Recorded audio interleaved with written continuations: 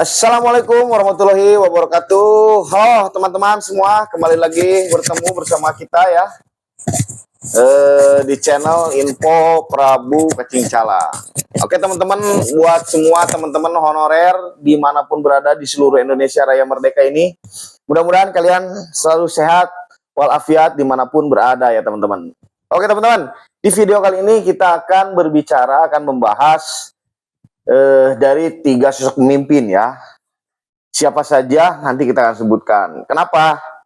Kita ingin tahu dari 3 sosok pemimpin ini siapa yang lebih betul-betul menaati aturan, menaati undang-undang, sesuai atau tidak dengan sepak terjangnya di lapangan, menurut dengan aturan ya. Jadi gini,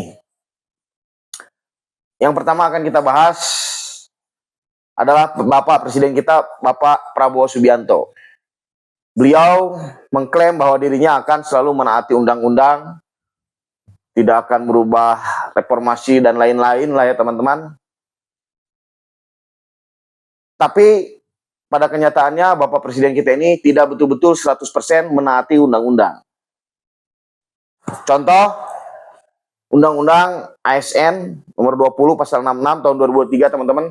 Di situ sudah jelas dikatakan bahwa seluruh honorer yang terdaftar di database BKN itu wajib diangkat menjadi ASN selambat-lambatnya Desember 2024. Bunyi undang-undangnya seperti itu. Seluruh honorer database yang terdaftar di database BKN itu wajib diangkat menjadi ASN selambat-lambatnya Desember 2024. Sekarang sudah 2025, bulan April, tidak ada kejelasan teman-teman. Meskipun sudah ada instruksi Presiden percepatan, tapi progres di lapangannya pada kenyataannya tidak sesuai. Kenapa saya menyebutkan Bapak Presiden kita ini tidak sepenuhnya menaati undang-undang? Contoh, ketika beliau merevisi undang-undang TNI, DPR RI itu sangat cepat teman-teman. 1 hari direvisi dan disahkan. Bahkan langsung direalisasikan. Tidak lama setelah disahkan, langsung direalisasikan. Kenapa? Ketika undang-undang yang menguntungkan pemerintah bisa begitu cepat disahkan, bisa begitu cepat direalisasikan. Tetapi kenapa ketika undang-undang yang betul-betul berpihak pada rakyat kecil, honorer itu rakyat kecil, sangat alot dan sangat sulit sekali, seolah-olah pemerintah ini malah mengulur-ngulur waktu. Kenapa seperti itu? Karena kenyataannya di lapangan sudah 2025 bulan April tidak ada kejelasan honorer database BKN itu. Terombang-ambing, nggak jelas. Ya, tidak jelas teman-teman. Nah, saya juga heran lah. Kategori yang dimaksud warga negara rakyat Indonesia itu yang menurut Bapak Presiden kita ini seperti apa? Apakah honorer di Indonesia ini tidak termasuk ke dalam rakyat kecil? Atau karena kita bekerja di pemerintahan, meskipun kita gajinya cuma ratusan ribu, 700 ribu, 500 ribu, dianggap bukan rakyat? Nah, pemimpin yang kedua yaitu adalah Gubernur Jawa Barat, teman-teman. Ya, Kang Deddy Mulyadi. Dalam sepak terjangnya, di video-videonya, di media sosial, Kang Deddy itu kesannya orang yang betul-betul taat aturan. Ada bangunan melanggar, bongkar. Ada bangunan melanggar, bongkar. Akan tetapi menurut saya, Kang Deddy pun sama. Tidak sepenuhnya mematuhi aturan undang-undang. Saya percaya Kang Deddy pro rakyat kecil. Cuman definisi rakyat kecil menurut Kang Deddy itu seperti apa? Apakah honorer seperti kami ini bukan rakyat kecil?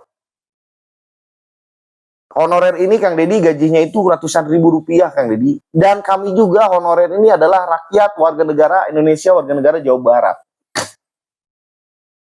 Di lapangan sepak terjangnya Kang Deddy ini ada yang melanggar aturan bangunan bongkar, ini langsung tertibkan cepat, taktis hari itu juga beres. Akan tetapi dari semenjak beliau dilantik, beliau tidak melaksanakan amanat undang-undang ASN ya, nomor 20 pasal 66 tahun 2023.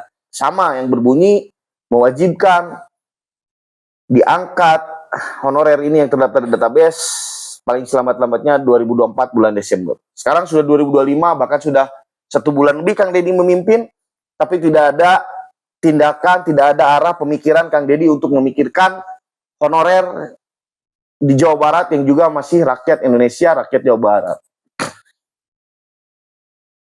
Mudah-mudahan Bapak Aing, Kang Deddy bisa mendengar video ini, dan mudah-mudahan Bapak bisa menjadi orang yang betul-betul taat aturan undang-undang, Pak.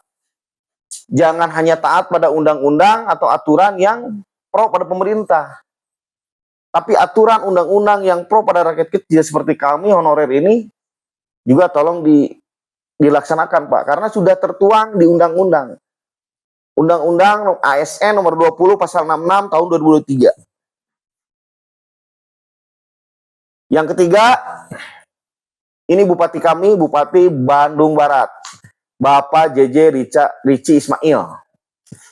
Kita belum tahu sepak terjangnya di lapangan, tanduknya seperti apa, entah, belum terlihat. Tapi mudah-mudahan Bapak Bupati Kabupaten Bandung Barat, Bapak JJ Rici Ismail, beliau bisa taat aturan dan bisa menaati aturan yang sesuai undang-undang. Baik undang-undang itu pro pada pemerintah ataupun pro terhadap rakyat kecil. Karena menurut saya, Pak, kawan-kawan semuanya, honorer itu juga termasuk rakyat kecil. Karena gajinya itu ratusan ribu, Pak. Apalagi guru itu, Pak, kayak saya, gajinya cuma ratusan ribu. Kami kerja serius, tapi digaji secara bercanda oleh pemerintah. Nah, mudah-mudahan pemimpin kami dari Bandung Barat bisa seperti pemimpin di kota lain.